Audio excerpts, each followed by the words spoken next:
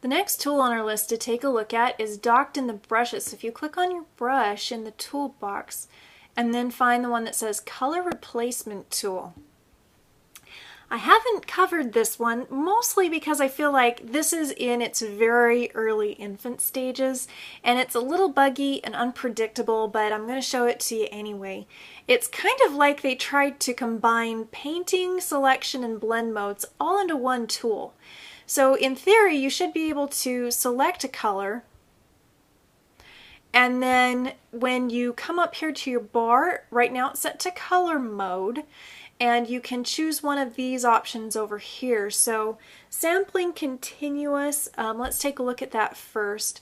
So if I click and then continually drag over the area, so I'm not renewing my click, it's sampled that first initial color and is trying to paint and replace that. And where it gets out there, it takes some of the brush pages. I think I may have double clicked there.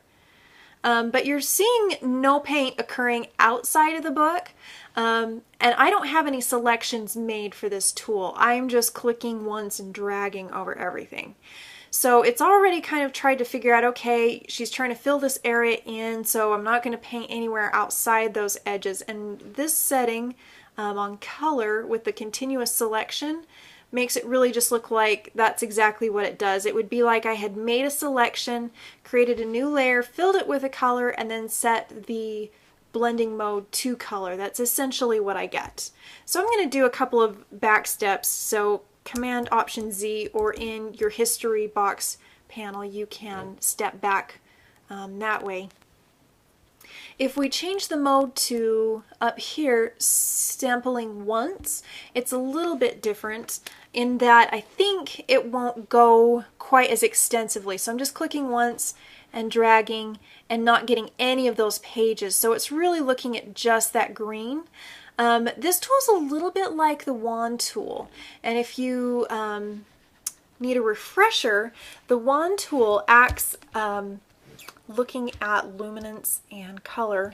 So I'm going to give you a quick demo on the wand tool so you can understand one of these settings on this tool. If I take a black to white gradient and lay it out across a shape and then choose my wand tool, I have a setting called tolerance. Anytime we see a box that says tolerance, it has this exact same function.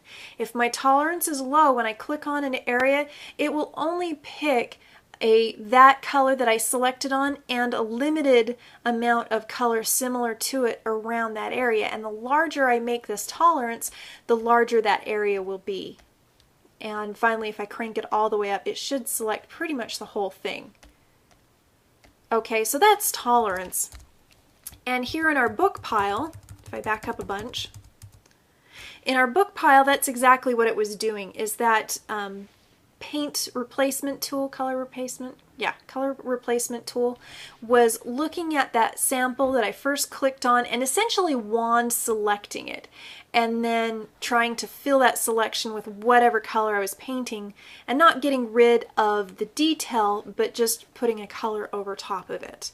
There's some more things up here you can fiddle with to see what it will do. The anti-aliasing button is probably always a good one to have on. It means it will try and keep the edges smooth. And the tolerance setting is right here. The higher you have that, the more it will pick. Quite honestly, I have never really used this tool. Like I said, it feels like it's kind of in its infancy.